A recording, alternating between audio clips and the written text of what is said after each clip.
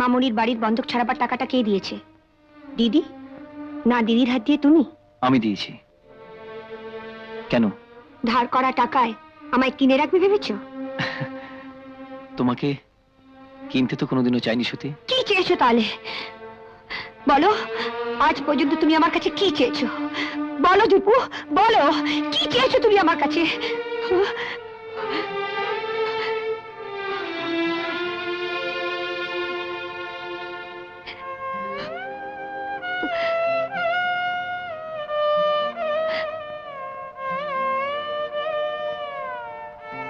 সত্যি,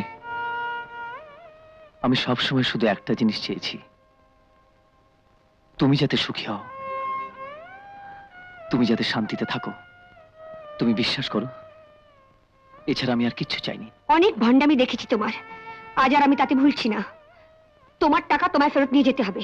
দাঁড়াও এখানে, আমি আসছি।